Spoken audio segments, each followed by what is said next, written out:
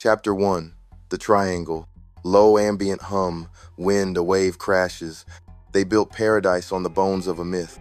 EdenGate, a self-contained island fortress in the middle of the Bermuda Triangle shaped like a perfect triangle itself. 3 sides, 10 miles each. 3 corners, each a biome engineered to perfection. And at the heart of it all, a gleaming high-tech core pulsing with light like a heartbeat that didn't belong here. Corner 1. The Safari Sector. Dust and heat, lions with jaws thick as concrete, elephants bred to remember, hyenas smarter than they had any right to be. Corner 2, the Jungle Sector. Wet, wild, violent, chimps that watched you like people, jaguars with eyes like ink, frogs that could stop your heart with a kiss. Corner 3, the Arctic Sector. Cold enough to bite, ice thicker than steel, polar bears that tested glass walls, wolves that moved like smoke, and below it all, a city underground, EdenGate deep, the largest aquarium in the world. And deeper still, the Subcore Mall, a billion-dollar shopping district where sharks swam over skylights and flamingos nested above food courts. This was EdenGate. They called it the future of animal conservation. But the people who worked here knew better. Scene shifts, tram brakes hiss, laughter, flash of tropical birds. Buck stood by the tram doors with his arms crossed, scanning the jungle skyline. Jungle security, all instinct, no patience. His girl, IKEA, tram systems engineer, leaned over the railing, waving toward the hotel like it was her second home, because it was. They'd both pulled favors to make this trip happen, free rooms in the core hotel for Buck's brother Khalif and the crew. Khalif, 6'5", fresh off a season of overseas ball, stepped onto the plaza like he didn't trust it. He didn't. Next to him, Natoya, his ride, or die since high school, flight attendant, planner, watcher. Natoya's coworker Kim had tagged along, loud and always chewing gum, with her boyfriend Wade in tow, gym chain owner, arms like steel pipes, the kind of man who didn't speak unless something needed lifting or killing. "Y'all really live like this?" Khalif muttered, staring up at the glass spire. "I mean," Buck said, "only when the chimps ain't stealing badges." "You're kidding." "I'm not."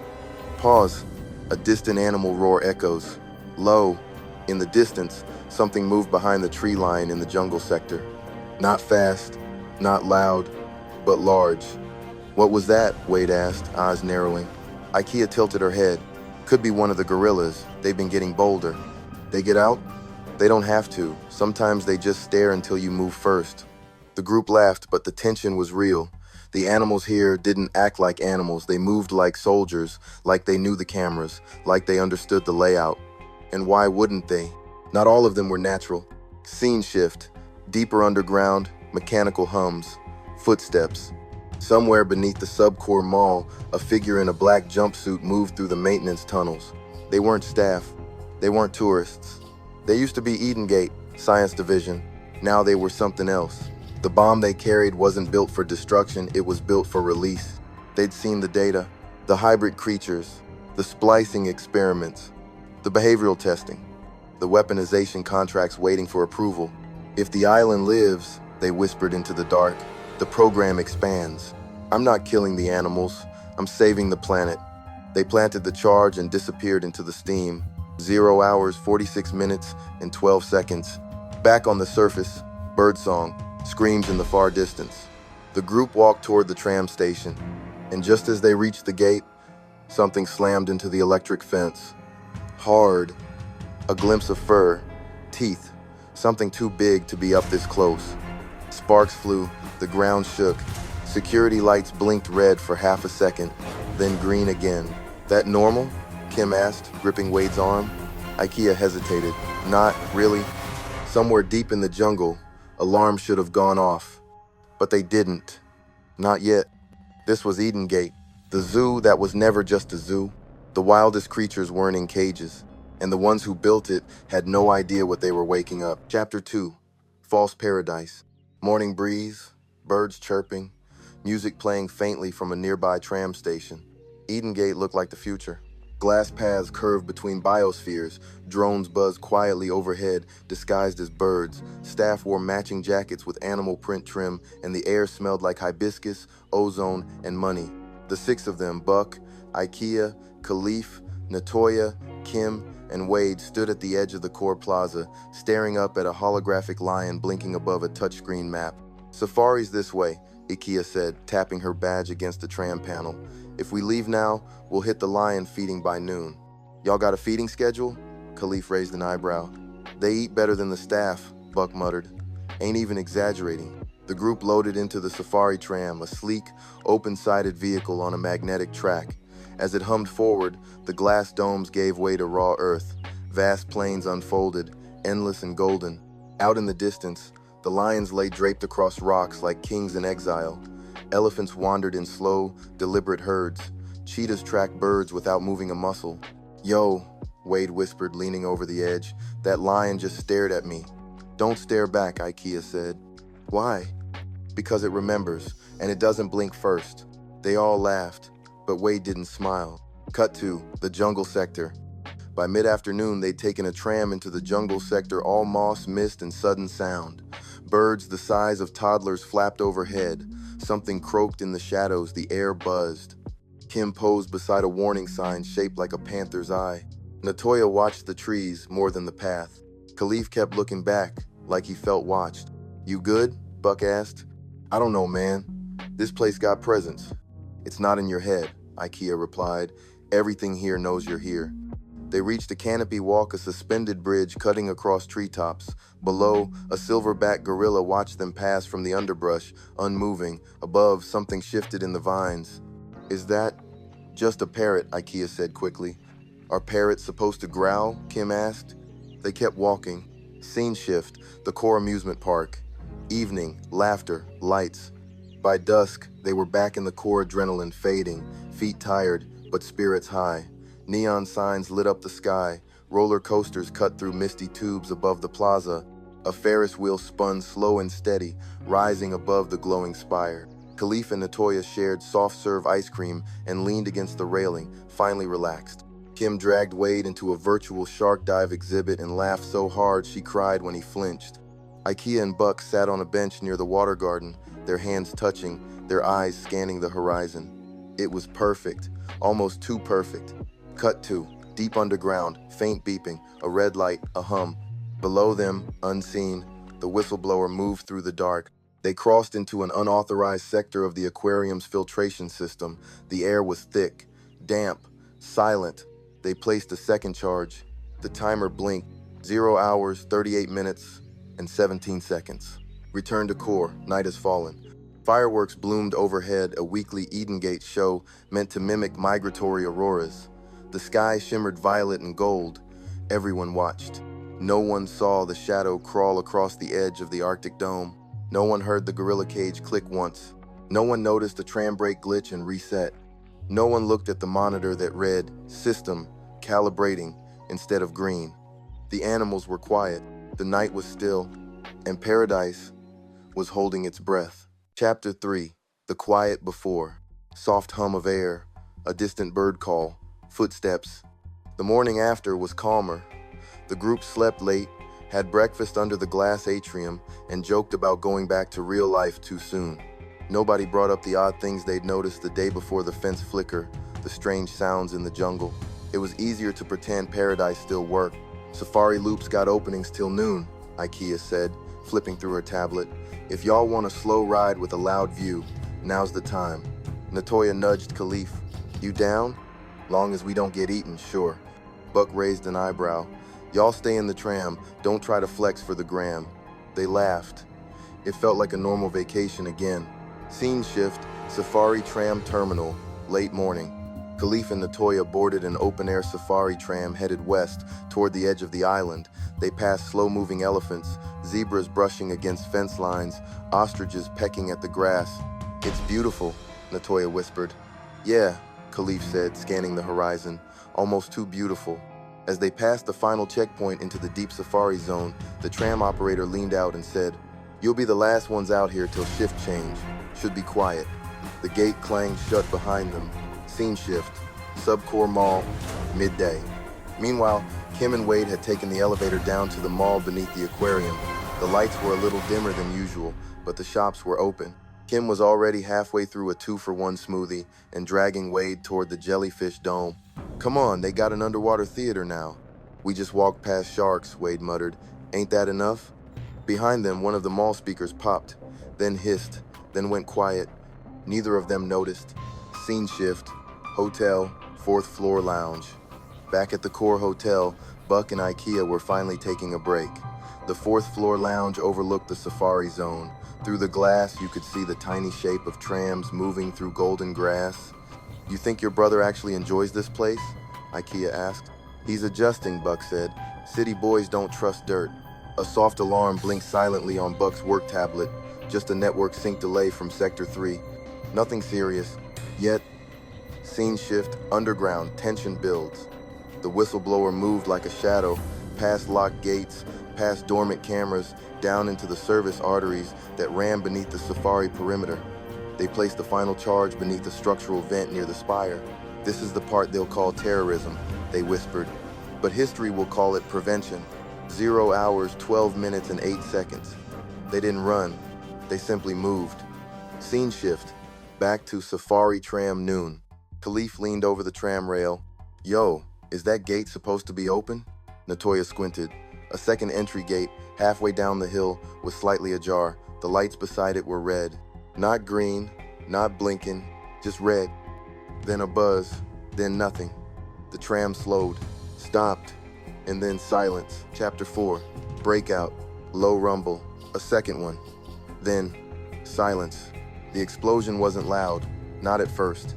It was deep, subtle, wrong. The kind of sound the body feels before the ears catch up, a pressure drop, a shifting gravity, like the island had just exhaled from the inside. Safari sector, noon. Khalif stood in the stalled tram, peering toward the fence line. That second gate was still open, still red, still wrong. Did they stop us on purpose, he asked. No announcement, Natoya whispered. No speaker, no nothing. The driver hit a switch. No response. The tram lights dimmed. The engine sputtered once, then died, and that's when the animals stopped ignoring them. Out on the plains, a lion turned, not lazily, sharply. A hyena flinched, crouched low. A group of zebras bolted sideways, crashing into each other. The air changed, and from the far brush line, something ran toward them. Fast, silent, too low to be a rhino, too fast to be a lion. Back of the tram, Khalif said quickly, grabbing Natoya's wrist. Now, but the fence that separated them from the rest of the safari was already sparking low, short bursts of light. The power was going. Subcore Mall, same moment. Kim dropped her smoothie. It rolled across the tile floor as the lights above flickered and popped. For a second, everything went black. Then, red emergency lights kicked in, dim, scattered. Above them, the giant glass tunnel where manta rays had been drifting in peaceful loops cracked. A hairline fracture ran from corner to corner. Wade, Kim whispered. Wade, that thing's leaking. The entire mall shook beneath their feet. A maintenance alarm buzzed from the upper level. A steel gate slammed shut behind them. People screamed. Then the shark tank's filtration pipe burst, spraying seawater across the lower hall. Fourth floor, Core Hotel, Observation Lounge. IKEA dropped her tablet. The view out the window shattered, not the glass, but the illusion. Flames erupted somewhere in the distance, far off in the safari zone. A plume of smoke rose into the air. Buck had already yanked open the wall panel, hiding the security override. Zone control's dead, he said, voice low. Grids fragmented. We're cut off from the domes. IKEA opened the emergency line on her wristband. Nothing. If we're cut off, she said, that means they are too. They turned toward the horizon. Out past the electric fence, something huge was running. Khalif, Buck whispered. Control room. Deep core. Sparks rained from the ceiling as the fire suppression systems tried and failed to engage. One final monitor blinked. Status. Core failure. Containment breach in progress. Safari sector. On foot. Khalif was running. Full sprint. The tram had tipped. Something had slammed into it. Natoya was right behind him, blood on her leg from the fall. Behind them, no sounds of pursuit, just the knowledge that something chose not to roar, because it was hunting. What is that thing? Natoya gasped. I don't think it's supposed to exist, Khalif said, voice shaking. Mall. Underwater panic. Kim and Wade were crouched behind an overturned kiosk. A shark had made it halfway into the mall, pulled through a broken filtration gate, half dead, still thrashing. People were screaming in every direction. Above them, a glass panel cracked with a screech. Wade looked up. "We gotta move, now." Hotel, 4th floor hallway. Buck strapped on his old security harness. "We've got about 30 minutes before the core floods, the animals spread, or both." "And the guests?" IKEA asked. "They're on their own unless we get to the spire." They ran. Final shot of the chapter. Exterior, wide shot, EdenGate Island. From above, the triangle glows dimly. Smoke rises from 2 corners. The Arctic dome begins to fracture. Somewhere deep below, a whistleblower walks calmly into the dark, one final trigger in hand. Chapter 5. Triangle collapse. Low pulse, distant sirens, a heartbeat beneath every sound. Safari sector, Khalif and Natoya. The tram lay wrecked behind them, smoking and twisted like a crushed soda can. Natoya's leg was bleeding, not bad, but slowing her down. Khalif moved like a linebacker, scanning every patch of high grass, every flicker of shadow. "This way," he whispered, pulling her toward a utility tunnel barely visible behind some trees. "Where are we even going?" she gasped. "Away from whatever flipped that tram." A lion passed silently behind them, not running, not stalking, just watching. But what Khalif saw next made his stomach drop. A second lion. It was wrong. Longer, thicker around the chest. Eyes that didn't track like a normal predator. A scarred back and visible seams near the jaw like something had been fused. "That's not a regular lion," he breathed. "What the hell did they build here?" Natoya whispered. The jungle loomed ahead, darker, louder. They didn't look back. Subcore Mall, Kim, and Wade. The water kept rising ankle deep now. Alarms blared in half the mall, while the other half sat in eerie silence. Shattered tanks leaked out stingrays and broken coral. The smell of salt and blood mixed in the vents. Kim held onto Wade's arm like an anchor. "That thing's still alive," she whispered. A shark, broken but breathing, writhed against the escalator. Every twitch sent water and screams flying. "Leave it," Wade said. "We gotta move. Up, away from water." They ducked into a service stairwell, only to find it flooded halfway. Wade scanned a wall map lit by a flickering light. "There's a fire escape behind the cafe." "Through the jellyfish dome?" Kim asked. "Unless you want to wait here and die." They ran. A jellyfish thudded against the glass wall beside them, not floating, swimming hard, fast. "Why is it acting like that?" Kim muttered. "I don't think anything in here's normal anymore." Hotel, Buck, and IKEA. The elevator shook beneath them. They were stuck between the 4th and 3rd floors. "Override's jammed," Buck said, prying open the top hatch. "We're climbing." IKEA tossed up her bag, first flashlight, toolkit, flare gun. "We need to get to the spire," she said. "It's the only place with backup power." Buck climbed up first and yanked her through. Behind them, the elevator cable snapped and the cart plummeted down into the shaft. They didn't speak for a moment. "We don't split," Buck said finally, "no matter what." They stepped into a dark hallway. A body lay across the floor, security badge still glowing. No blood, just mauled. "You ever see anything take out a full-grown guard in one hit?" IKEA asked. "No," Buck said, "and I know every animal here, or I thought I did." The lights flickered overhead, then turned red. Core override engaged. The island was locking down. Safari, jungle border, Khalif and Natoya. Khalif kicked in a service door. They tumbled into a backup bunker not listed on any guest map. Natoya dropped to the ground, breathing hard.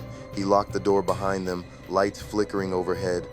The room was covered in old blueprints, monitors, broken comms, and in the corner, a screen still active. CCTV, security feed, rooms with broken cages. One camera showed a chimpanzee using a key card. Another showed a tiger with 2 tails limping through smoke. Then a face appeared on the screen, grainy, but human. It looked right at them through the camera. "If you're seeing this, it means the island has fallen. They won't call it what it is, but I will." A weapon got loose. "Run." Chapter 6. The hunt begins.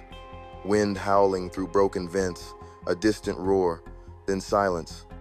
Safari sector, Khalif and Natoya.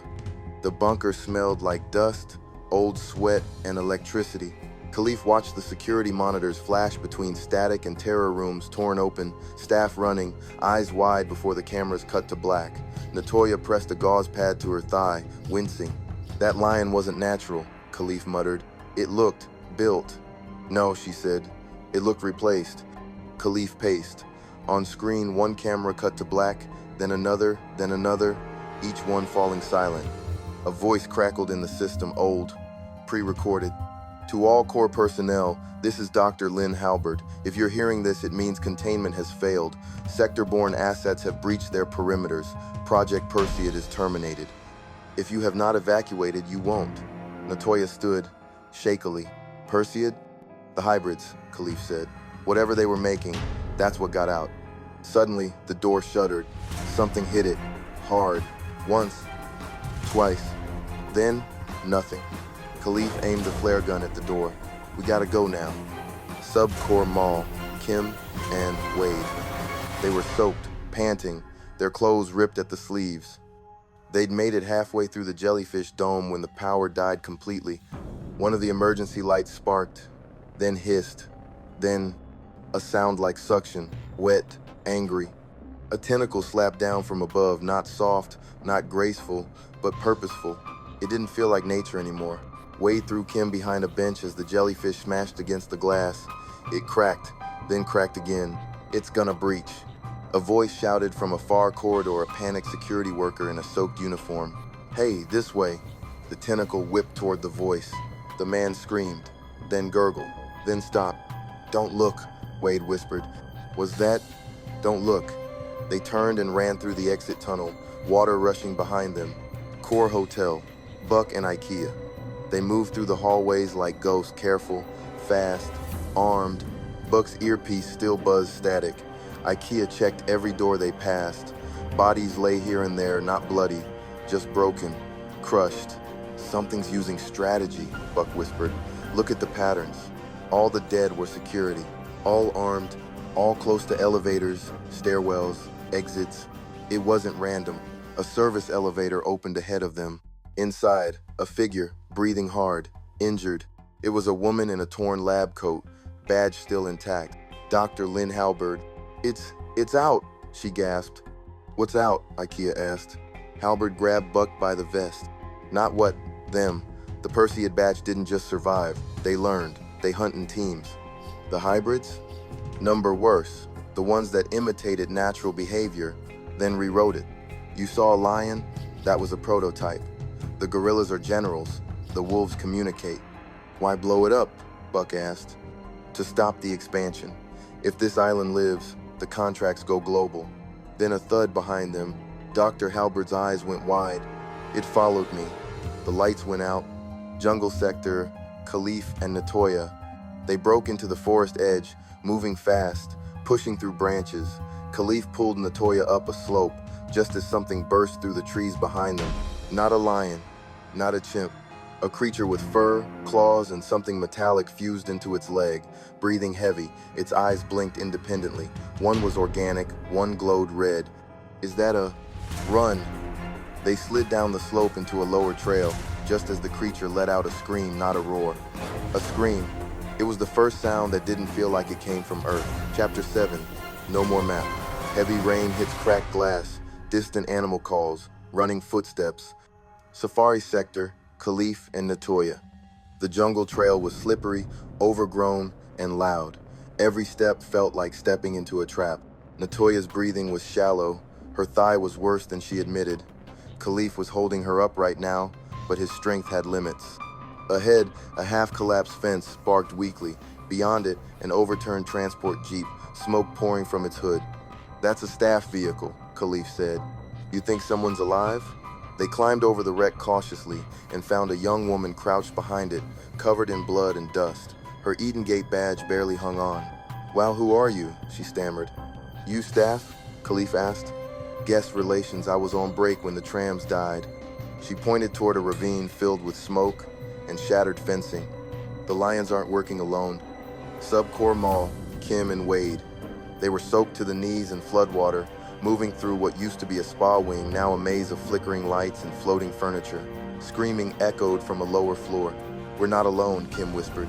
They reached a broken escalator and found 3 survivors barricaded behind a frozen yogurt stand, a mall janitor, a tourist in a parrot print shirt, and a teenage girl holding a crowbar. "Don't go that way," the janitor said. "One of those things took a man right through the glass, didn't even run, just dragged him backward." Wade scanned the corridor. "We're heading up. Spire's the only shot." "You won't make it alone," the teenager said. "We go together." Core Hotel, Buck, and IKEA. They ran down the West Wing hall with Dr. Halberd limping behind them. A panicked couple rushed out of a side room, guests in robes and slippers, covered in scratches. "Don't go that way," the woman shouted. "It's in the elevator shaft." Behind them, a low metallic screech echoed through the walls. "How many got out?" IKEA asked Halberd. "You don't want the number, just get me to the spire." They turned a corner and froze. At the end of the hall, an animal stood perfectly still. A chimpanzee, but larger, hunched forward with something like armor fused to its spine. It held a tranquilizer gun, aimed, ready. It clicked the safety off. "It's thinking," Buck said. "No," Halberd corrected, "it's choosing." A random security guard dove from the adjacent hallway, screaming, "Move, I got it." Too late. The chimp fired once the guard dropped. Then again, Dr. Halberd took the hit. "No," IKEA shouted. The chimp vanished into a vent before they could chase it. Halberd gasped on the floor. "They know. They understand structure. Weak points. They're not escaping. They're hunting." Jungle outskirts. Khalif, Natoya, and guest relations girl. A loud burst of radio static cracked through the air. The girl grabbed her broken comms. "Wait, I caught something. Someone's calling for help." A male voice, panicked, from another tram. "This is Tram 14. We've got 5 tourists stuck near Sector 7. One's hurt bad. We need evac." The transmission cut off, followed by a deep, wet growl, followed by screaming. "We need to move now," Khalif said. Subcore Mall, Kim, Wade, and random survivors. The group reached a broken elevator shaft. The lights blinked offline. "No power," the teen muttered. "No climb." Then a voice from below. "Hello? Is anyone up there?" A woman trapped between floors. "My leg's stuck. There's something moving down here." Kim and Wade exchanged a look. They couldn't save everyone, but they had to try. Wade grabbed the elevator cable. Kim grabbed the flare gun. "Hold on," Wade shouted. "We're coming down." Core Hotel, Buck, and IKEA. They carried Halberd over their shoulders through a staff corridor that led toward the inner tram loop. At the far end, glass had shattered inward. A polar bear, thin, bloodied, scarred with surgical staples, was clawing at the floor. But it didn't attack them. It looked up and then turned and walked away. "Why didn't it charge?" IKEA asked. "Because it wasn't hunting us," Buck said. "Not yet." Behind them, sirens flared. A spire alarm. A blinking warning. Sector 2 failsafe triggered. "What does that mean?" IKEA asked Halberd. She coughed blood. "It means the jungle's about to burn." Chapter 8. When Fire Falls. Sound. Static, faint flames crackling. Animal cries, screams. Core Hotel, Buck, IKEA, and Halberd. They moved fast, dragging Dr. Halberd through a maintenance corridor that smelled like burning plastic and wet concrete. Outside the reinforced window, chaos. Smoke billowed from the jungle sector, thick and rising fast. Bright orange flames lit the canopy like hell's ceiling. Birds fled in frantic swarms. Something, maybe a jaguar, leapt from a tree and vanished into the black. "How did it start?" IKEA asked. Halberd was slipping in and out of consciousness.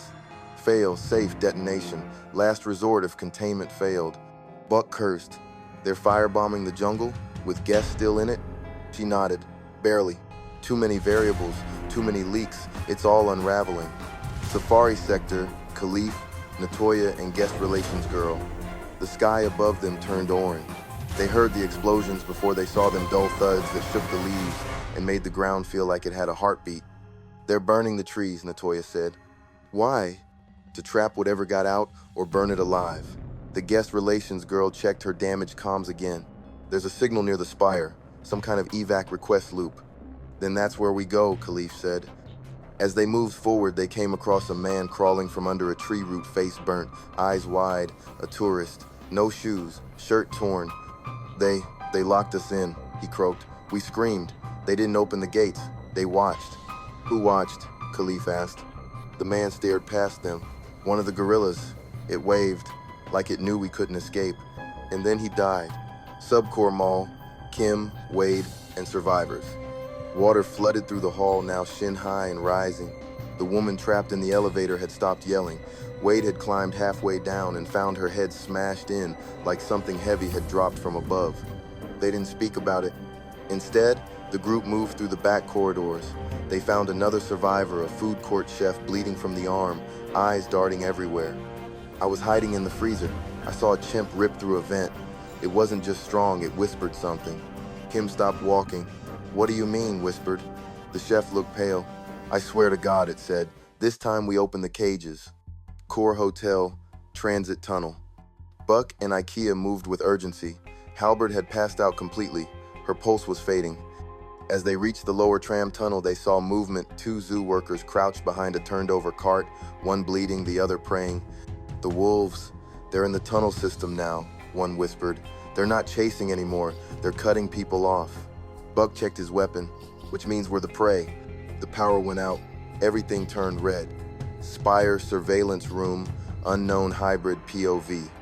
Static, a flickering monitor, a metallic hum.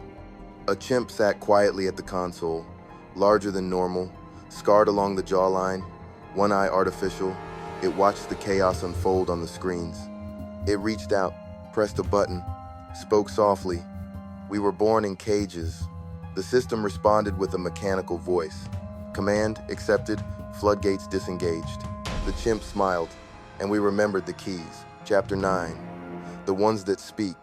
Deep throbbing hum, sirens in the distance. Something large is breathing. Subcore Mall. Kim, Wade, and the survivors. The mall had gone dark again. No more flickering lights, no announcements, no water pressure warnings, just silence. Wade's group, now 5 strong, including the teenage girl and the chef, moved past the food court and into the main retail wing. Broken storefronts, floating mannequins, water up to their calves. Then they heard it, a howl, but not like any wolf they'd heard before. This one started low, then rose in pitch, then broke into what almost sounded like language. "That's not normal," Kim said. "No," Wade agreed. "That's strategy." They turned to run, but the teen froze. "Wait, don't move." A wolf stood 10 feet away in the hall, alone, still, behind it 2 more, perfectly spaced. "They're flanking us," the chef whispered. The wolves didn't charge. They waited, and then the center one spoke. Not a growl, not a mimic, clear, measured. "Drop the gun." Kim's flare gun slipped out of her hand. The wolves didn't smile, they just moved. Safari jungle boarder, Khalif, Natoya, and guest relations girl. The fire had grown worse. The wind was pushing smoke east, carrying heat across the jungle line like war. They ran through a narrow access tunnel, lit only by backup lights, and as they emerged, the girl with them suddenly screamed and vanished. A trap door, a camouflage pit. Khalif reached out too late. Down below, snarling.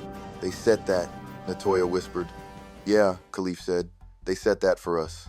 A camera mounted above them panned silently. They're watching this whole damn thing.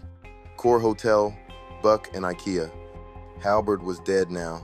Her body lay slumped over a broken console. Buck had carried her as far as he could. Now it was just him and IKEA standing at the edge of the internal monorail tunnel that led to the spire. The tram track shimmered in the heat, lights out, doors sealed. "We walk it," IKEA said. "That track's a mile long, no cover. What's the alternative? Wait until they find us?" Buck sighed, lifted Halberd's old tranquilizer rifle, still 3 darts loaded. They moved, and 50 yards in, something growled in the vents above. Inside the spire, surveillance core. On a massive monitor grid, dozens of animals roamed free, some wild, some wrong. In the center of the room, a creature sat upright in a security chair, not chimp, not wolf, but something between. It had a spinal brace fused with nerve gel. It blinked independently with 2 sets of eyelids. Its fingers danced across a control pad with perfect muscle memory. It spoke aloud, voice calm, rehearsed. "They trained us to recognize dominance, to follow commands, to respect force. But they never trained us to forget." Back in the tunnel, Buck and IKEA. Halfway to the spire, the hallway vent burst open. Out came a creature, gorilla-shaped, but smaller, faster, reinforced with some kind of exoskeleton across its spine and arms. It didn't roar. It grabbed IKEA, pulled her into the dark. IKEA. Buck fired the dart rifle once. The thing dropped her, snarled, and disappeared into the upper vent system. IKEA was hurt, but breathing. They didn't kill me, she said, coughing. Why not? She looked up. Because they're learning who we care about. Subcore Mall. Kim, alone. When the wolves charged, Wade had tackled two of them down a stairwell. She didn't see him again. Now Kim was crawling through a broken souvenir shop, glass in her leg, blood on her hands. She was breathing too loud. Something was sniffing just beyond the checkout counter. She bit her lip, tried to stay still. The wolf's paw stepped into view. It crouched. And then it spoke. Alone now. Kim screamed. Everything went black. Chapter 10. The Power Below. Sound. Deep mechanical hums dying out. Air vents hissing. A single heartbeat. Subcore Mall. Kim. She woke up beneath a shelf display, soaked in blood that wasn't hers. The wolf was gone. No bite, no claw marks. Just a bruised rib and a memory burned into her brain. That voice. Alone. Now. She staggered to her feet. The entire mall was silent. Water dripped from broken pipes. Somewhere in the distance, a soft groaning metal twisting in heat. She whispered to no one, "Wade, if you're alive, please be alive." Then came the scream, far off. Below, human. She ran toward it. Below the mall, Wade. He should have been dead. But somehow, when he went over the edge with the wolves, he landed on a collapsed stairwell, fractured but alive. He blacked out. Woken to find no wolves, just the bodies of two survivors, throats shredded, eyes wide, and a single word written in blood on the wall behind them. Study. He limped through the lower tunnels, hand pressed to a cracked rib. In the corner of one stairwell, a worker in a lab coat sat trembling, gun in hand. "They left you alive?" she asked. "I guess." "Then they're watching what you do next." Jungle Edge, Khalif, and Natoya. They were running low on options. The sky above was thick with smoke, but just ahead a monorail maintenance hatch, locked, but still intact. Khalif pried it open using a broken fence post. "If this gets us to the spire, I'll carry you the whole way." "I'm good," Natoya said, wincing. "I'll crawl if I have to." Inside, they found two zoo engineers holed up behind tool carts, armed with welding torches and one pistol between them. "You seen what's out there?" one asked. "I rode with it," Khalif said. They joined forces. 5 people now, headed to the core rail, assuming it still existed. Core Hotel. Buck and IKEA. IKEA was pale but alert, her leg bandaged with a torn uniform. Buck carried her on his back now, rifle slung across one shoulder. They were one tram platform from the spire, the tall black tower glowing faintly in the smoke-choked sky. Then all the lights cut out. The power grid died. The spire went dark. "They shut it down," IKEA whispered. Buck turned slowly. Behind them, shapes were moving in the tunnel. Dozens. 4-legged? 2-legged. One, too tall to make sense. They didn't charge. They just stood, watching. The spire, central control. The chimp from before was gone. In its place sat a new hybrid wolf-like, with hands instead of paws. A long, thick tail curled beneath its chair, eyes too bright. Its voice crackled through the control room speakers. "They built this place to contain us, but the island is not theirs anymore." It tapped one final command. "Kill the lights." All of EdenGate fell into darkness. Subcore Mall, Kim and Wade. They saw each other across the hallway, filthy, hurt, bleeding. They ran. They didn't speak. They just held each other and stared at the dark. A screen nearby flickered back to life, powered by emergency battery. A video played. A scientist speaking calmly. Project Perseid was never about conservation. It was competition, survival enhancement, combat design. But the subjects weren't just tested, they were trained. And now, they're free. Final scene, surveillance feed. Somewhere on the island, a single camera still worked. It showed a group of survivors, 5 people surrounded by hybrids. The hybrids didn't attack. They just circled, pressed, tightened. One man in the group turned and ran. The hybrids let him. He vanished into the trees. And the screen went dark. Chapter 11. Speak or die. Low frequency hum. No music. Just breath. dripping water, and faint static. Monorail tunnel, Khalif, Natoya, and survivors. The tunnel was pitch black. Their flashlights flickered weakly, bouncing off steel beams, broken glass, and claw marks carved into the walls. The two engineers led, Khalif in the middle, Natoya limping behind with the help of a wrench for a cane. Then, from behind them a noise, like whispering, not human, not echo. Whispers in rhythm, repeating. The engineer up front stopped. That's not animals. They rounded a bend and came face to face with a makeshift totem made of bones, wires, and a human security helmet. Wrapped around, it was a torn EdenGate staff badge. The name read, M. Rivers. The engineer with the gun whispered, "That was my roommate." And then, from the shadows beyond came a voice. "Roommate's gone now." They turned. A hybrid stood at the tunnel, split ape-like in build, but upright. Its hands were gloved. One side of its face was still human skin. It raised one finger, pointed at Khalif. "You ran." Khalif gritted his teeth. "And I'll do it again." The hybrid chuckled. Sounded like gravel scraping metal. "Good, we study those who run." It vanished into the dark. Subcore Mall, Kim and Wade. They found a security door partially open and a small break room beyond it. Inside, a lone survivor, middle-aged, soaked, muttering into a broken comm unit. They said we had fail-safes. They said the spire couldn't fall. He looked up at Kim and Wade like they were ghosts. They talked to each other now. We trained them with words. They kept the words. Wade checked the security panel. Emergency override routes to Spire are active. "So we go," Kim said. But the man didn't move. "If you go, they'll follow you. That's the point. That's the test." "Then come with us," Wade offered. The man laughed. "I am with them." He picked up a tranquilizer and pointed it at Wade, handshaking. Kim didn't hesitate. She grabbed the fire extinguisher and slammed it into the man's face. He dropped cold. "I'm done with crazy." "Yeah," Wade breathed. "Me too." The spire, outer perimeter. Buck and IKEA reached the edge of the tower. All the glass had been shattered. The spire was breached. They stepped inside carefully. Monitors flashed static, blood smeared on desks, half-eaten food still steaming under heat lamps. "We're not the first," IKEA said. "We might be the last," Buck replied. They moved through the control floor and heard footsteps above. Someone was already here. The spire, upper deck.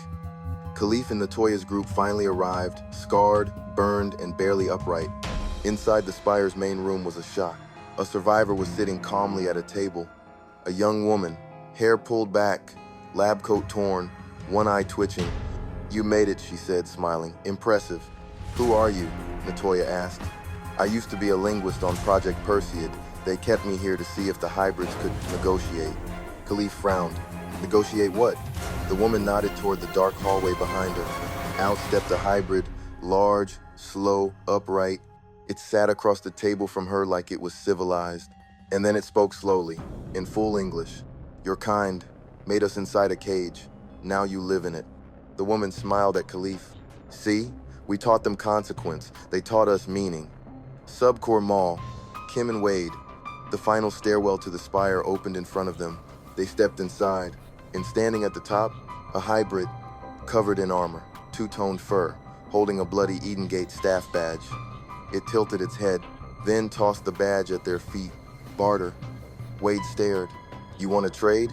The hybrid raised a claw, then placed something on the ground. A backpack full of keycards, master access. Then it growled, "One of you, or both die." Chapter 11. Speak or die. Low-frequency hum, no music, just breath, dripping water, and faint static. Monorail tunnel, Khalif, Natoya, and survivors. The tunnel was pitch black. Their flashlights flickered weakly, bouncing off steel beams, broken glass, and claw marks carved into the walls. The two engineers led, Khalif in the middle, Natoya limping behind with the help of a wrench for a cane.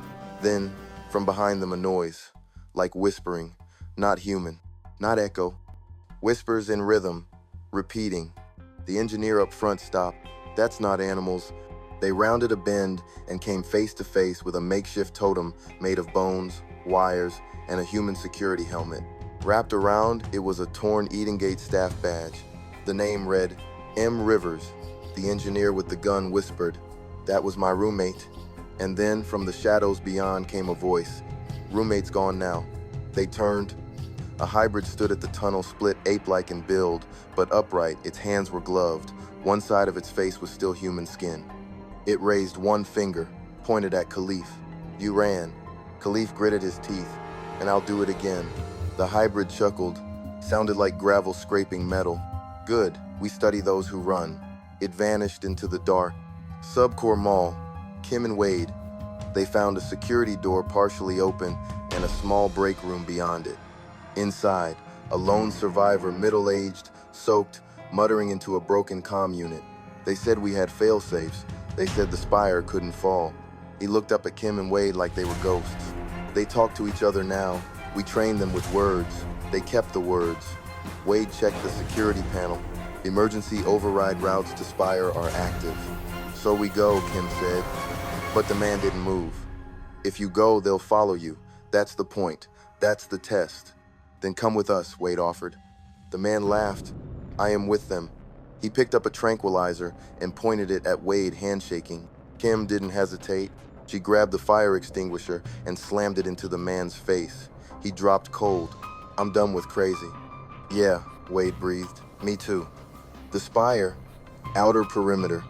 Buck and IKEA reached the edge of the tower. All the glass had been shattered. The spire was breached. They stepped inside carefully. Monitors flashed static. Blood smeared on desks. Half-eaten food still steaming under heat lamps. We're not the first, IKEA said. We might be the last, Buck replied. They moved through the control floor and heard footsteps above. Someone was already here. The spire, upper deck. Khalif and Natoya's group finally arrived, scarred, burned, and barely upright. Inside the spire's main room was a shot. A survivor was sitting calmly at a table. A young woman, hair pulled back, lab coat torn, one eye twitching. You made it, she said, smiling. Impressive. Who are you? Natoya asked. I used to be a linguist on Project Perseid. They kept me here to see if the hybrids could negotiate. Khalif frowned. Negotiate what? The woman nodded toward the dark hallway behind her. Out stepped a hybrid, large, slow, upright. It sat across the table from her like it was civilized. And then it spoke slowly, in full English. Your kind made us inside a cage. Now you live in it. The woman smiled at Khalif. See? We taught them consequence. They taught us meaning. Subcore Mall. Kim and Wade. The final stairwell to the spire opened in front of them. They stepped inside. And standing at the top, a hybrid, covered in armor, two-toned fur, holding a bloody EdenGate staff badge. It tilted its head, then tossed the badge at their feet. Barter. Wade stared. You want to trade? The hybrid raised a claw, then placed something on the ground. A backpack full of keycards, master access. Then it growled, one of you or both die. Chapter 13, Subject 7. Sound, low static, hum of cold lights, slow, deliberate footsteps. Spire, inner hallway. The survivors Buck, IKEA, Khalif, Natoya, Kim, Wade, and the linguist stood inside a sealed chamber beneath the main observation deck. Blood on their clothes, data pads in their hands. The door behind them locked. No one had spoken in a full minute. Buck finally broke the silence. So let me get this straight. You taught the animals to mimic language, and now they want a deal? The linguist, her name now revealed as Dr. Mira Chen, nodded calmly. Not a deal, a demonstration. If we listen, some of us walk away. If we don't, none of us do. What kind of deal starts with murders? Wade growled. Dr. Chen didn't flinch. The same kind we made when we caged them for profit. Spire, upper archive room, IKEA. While the others argued, IKEA slipped away to the archive terminal, a secure corner of the spire still powered by its own grid. She found something buried deep in the files Dr. Halbert had tried to wipe. It was labeled, Subject 7, Human Hybrid, Live. She opened the video log. The screen showed a person strapped to a table. Not animal, not entirely human. A young man twitching, eyes too sharp, voice too calm. He looked into the camera. You call me a weapon. I call myself a mirror. The file ended. IKEA's hands shook. They didn't just make animals smarter. They made people worse. Spire, control chamber. Rook entered the room like a man who'd paid for it. The survivors backed against the wall, all but Chen, who stepped forward without fear. Rook's voice filled the chamber, clear, cold. You studied us, fed us, filmed us, gave us pain to track responses. Now you feel what it is to be watched.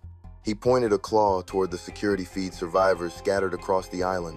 Some of you broke, some ran, one negotiated. A screen lit up. On it, the janitor who hid in the freezer. He was now feeding data to the hybrids, pointing out survivors on a map. Wade cursed under his breath. That traitor. No, Rook interrupted. That human. He chose the species that adapts. The rest of you, you chose comfort. Spire, back corridor, Khalif, and Natoya. Khalif pressed his head against the wall. What the hell are we even supposed to do now? Trust it? If we don't, we die, Natoya said softly. And if we do? She looked down at her blood-soaked leg, her shaking hands, the broken world outside. Maybe we live long enough to fix what we helped build. Spire, observation, deck. Rook stepped to the center console. He pressed one button, spoke into the mic. To all humans still alive, this is not an extinction. This is evolution, correcting itself. On the monitor, more hybrids stepped into view. One of them, a tall figure with human eyes and a missing jaw, was labeled in the system. Subject 7, activated. Rook turned back to the group. One of you will go with him as a witness. Kim stepped forward. What if no one volunteers? Rook smiled. Then we take someone. Chapter 14, The Voice Beneath. Sound, slow dripping water, a low frequency pulse rising beneath it. Spire, secure hall, IKEA. The corridor was dimly lit, the emergency power flickering red above. IKEA gripped the data pad tighter, the last words of Subject 7 looping in her head. You call me a weapon, I call myself a mirror. She turned the corner and found a reinforced vault sealed tight with EdenGate's old security codes. Buck had once told her, every zoo's got a cage for the zookeeper. She tried a master access code. It opened. Inside, resting on a matte black pedestal, was a weapon, not a gun. A pulse harpoon launcher, short range, non-explosive, designed to collapse muscle systems in large apex creatures.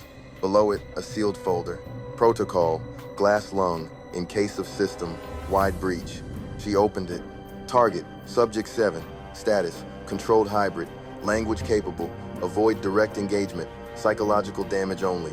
IKEA whispered, so they planned for this and still let it happen. Spire, interior garden dome. Subject 7 and Wade. The group had voted. Rook demanded a witness. Wade volunteered. Now he walked beside Subject 7, taller than him, wearing a torn EdenGate uniform top over a reinforced chest plate. They moved through the overgrown garden dome once designed to impress donors. Now a jungle with broken fountains and vines through the walls. Subject 7 spoke only once in the first 5 minutes. Do you fear me? Wade didn't look over. Not yet. The hybrid paused, touched the leaf of a torn tree. This place was built to lie. You know that? Yeah. Do you know what humans fear the most? Losing control. Subject 7 looked at him. Wrong. You fear being treated the way you treat everything else. Spire, Buck, and Kim. Kim was breathing fast. She kept looking toward the corridor where Wade had vanished. He's still alive. I feel it. Maybe, Buck said, checking the harpoon rifle that IKEA handed him moments before. But if he isn't, we make this count. And if he is, then he better learn what side of the line he's standing on. Kim stared at the monitors. You really think that thing, Subject 7, understands us? Buck didn't answer. Instead, he loaded the harpoon with a shaking hand. Spire, server core, Natoya. Natoya slipped away. She couldn't explain it, but something was calling her. A hum in her head, quiet but constant, like a song she almost knew. It led her to a hidden terminal in the server wing. The screen was black, until it lit up with a single line. Hello, Natoya. She stepped back. Who? Another message appeared. I remember you. You fed me. You taught me. She stared at the screen. Are you one of them? I was never in a cage. The room vibrated slightly. A surge of power rolled through the walls. They built me to watch. Now I choose to help. Natoya whispered. Help? How? The screen replied. You are not alone. You are never alone. The triangle is still watching. Final scene, Subject 7 and Wade. They stood at the far end of the garden dome. Subject 7 stopped. There's something else in the system. Not me, not Rook. What do you mean? Something older, something they buried under ice and wire. He turned to Wade, eyes glowing faintly. You don't understand yet, but you're not the enemy. Then what am I? Subject 7 smiled. You're the control group, and so begins the fall of EdenGate. 3 couples, 1 island, too many eyes watching from the dark. The Triangle has awakened, and paradise was never the plan. This was episode 1 of The Triangle, brought to you by WhisperBetweenWorlds, where every story leaves something behind the veil. If you felt the chill, if you heard the hum, then you're already part of what comes next.